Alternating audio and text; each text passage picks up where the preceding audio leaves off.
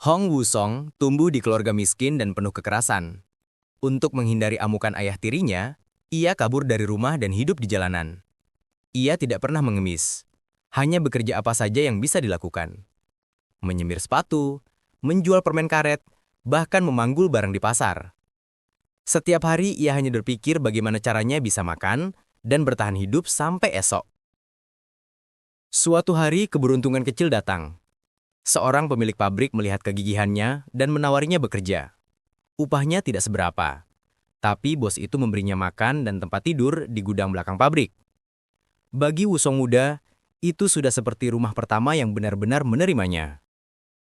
Ia tumbuh besar di sana. Siang malam bekerja, memutar mesin sampai matanya perih karena kurang tidur. Ketika dua jarinya terpotong oleh mesin pres, ia tidak menyalahkan siapapun selain dirinya sendiri. Setelah keluar dari rumah sakit, ia kembali bekerja dengan tangan yang dibalut perban. Seolah luka itu tak pernah ada. Tapi suatu hari, bosnya bangkrut dan melarikan diri.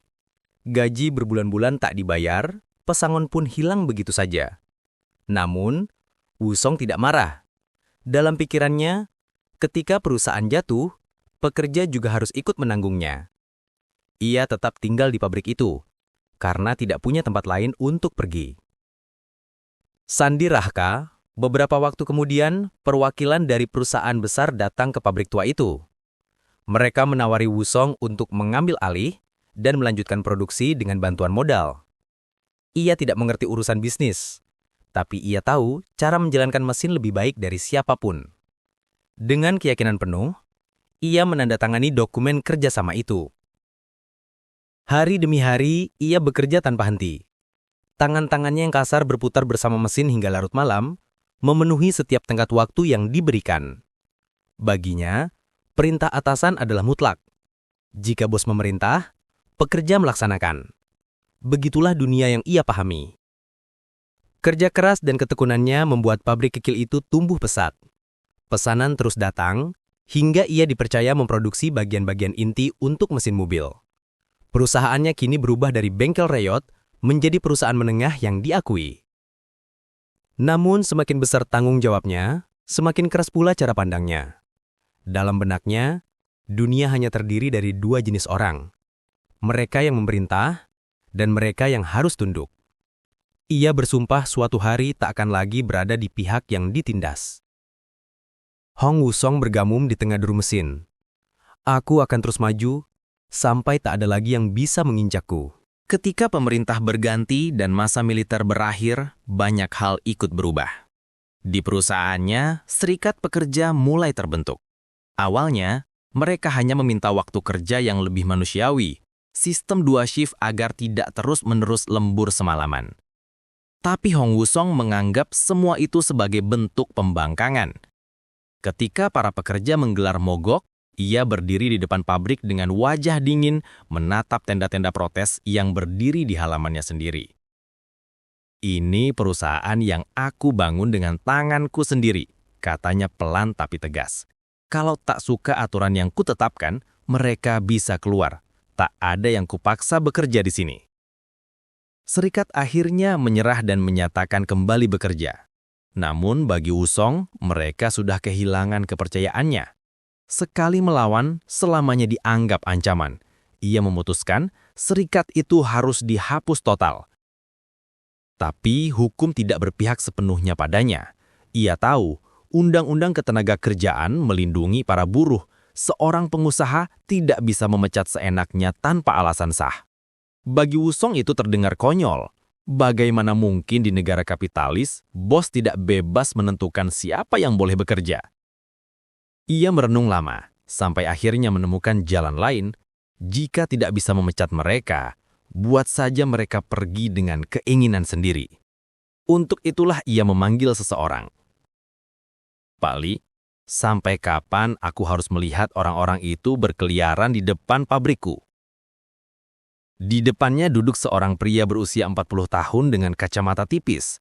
Lee Seyep, Presiden Changju Consulting.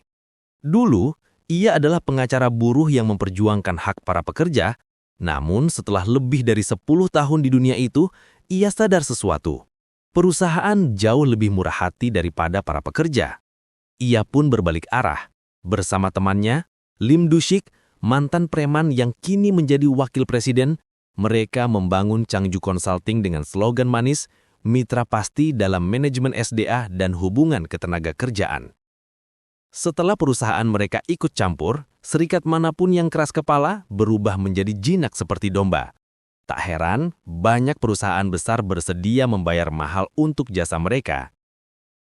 Hari itu, Lee Se-yep datang ke kantor Hong Woo-song dengan wajah tenang. Kalian berjanji bisa menyingkirkan setengah anggota serikat dalam 3 bulan, tapi sampai sekarang hasilnya berbeda. Bonus 100 juta tidak akan kuberikan kalau begini. Lee Se-yep menundukkan kepala dengan sopan. Ia tahu, kontrak itu tidak sah secara hukum, tapi uang sebesar itu terlalu besar untuk ditolak. Ia berdiri, menatap keluar jendela. Di luar, tenda-tenda protes masih berdiri, bendera serikat berkibar di tiup angin sore. Hong Woo-song menggeretakkan giginya pelan. Tenang saja, Ketua Hong. Hari ini juga semuanya akan selesai. Anda hanya perlu duduk dan menikmati kopi. Hong Woo-song menatapnya sejenak, lalu mengangguk. Ia memanggil sekretarisnya untuk membawa 2 cangkir kopi panas. Di luar ruangan, langkah-langkah berat mulai terdengar. Hari itu, lebih dari 100 orang keamanan sudah bersiap di area pabrik. Setengah dari mereka adalah orang-orang Changju Consulting, sisanya pekerja lepas yang disewa dengan bayaran harian. Di antara mereka berdiri Lim Dushik, pria bertubuh besar dengan kepala botak dan bekas luka di pipi. Ia berdiri di depan barisan, mengangkat pipa besi di tangannya. Suaranya keras, menggema di udara yang panas. Hancurkan semua tenda dan turunkan spanduknya. Kalau ada yang melawan, pukul sampai mereka tidak bisa berdiri lagi. Teriakan siap menggema dari barisan. Untuk membakar semangat, Lim menambahkan 1 kalimat terakhir yang membuat semua berteriak lebih keras. Selesaikan semua hari ini, aku kasih bonus 100.000 untuk masing-masing. Para preman bayaran itu mengenakan topi dan masker, membawa pemadam api serta pipa besi.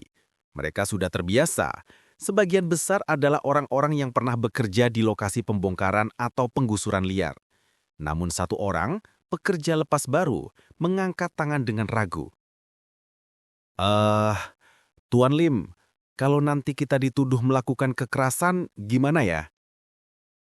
Wajah Lim Dushik langsung mengeras. Ia mendekat dan menampar pria itu keras-keras hingga terjatuh. Kalau polisi datang, bilang aja kita korban. Tutup muka kalian, tak ada yang tahu siapa-siapa. Dulu ada yang sampai retak kepalanya, tapi tetap nggak ada yang dipenjara. Jadi diam dan lakukan saja. Setelah itu, mereka mulai bergerak. Lim memimpin di depan, berteriak lantang sambil mengangkat pipa besinya. Ayo, maju! Di luar, para buruh yang memprotes hanya sempat menatap bingung sebelum asap putih memenuhi udara. Bunyi pemadam api dan jeritan bercampur jadi satu. Dalam sekejap, tenda-tenda roboh, spanduk direnggut, dan orang-orang berjatuhan di tanah.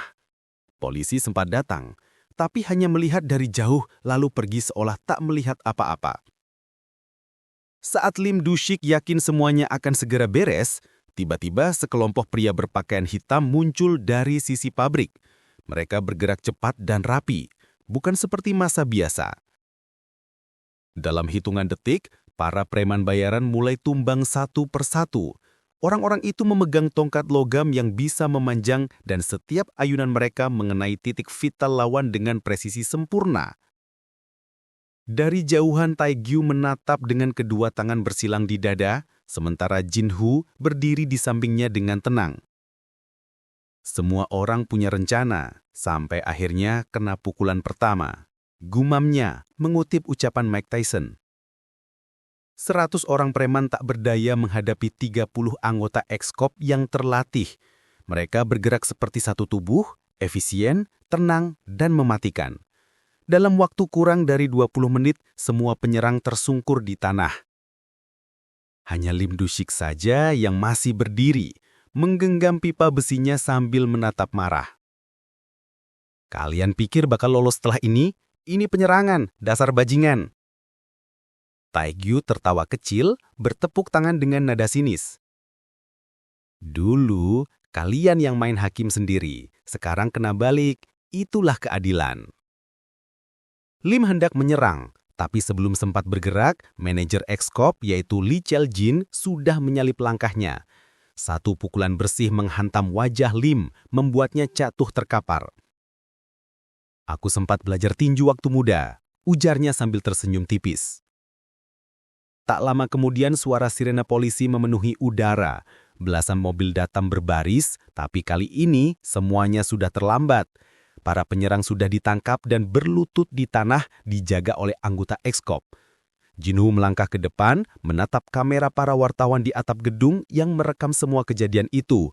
Dengan tenang, ia berbicara pada petugas yang baru tiba. Kebetulan kami merekam semuanya. Kalau kalian butuh bukti, kamera kami menangkap setiap wajah pelaku. Para polisi hanya bisa terdiam. Mereka tahu, kali ini kebenaran tidak bisa disembunyikan.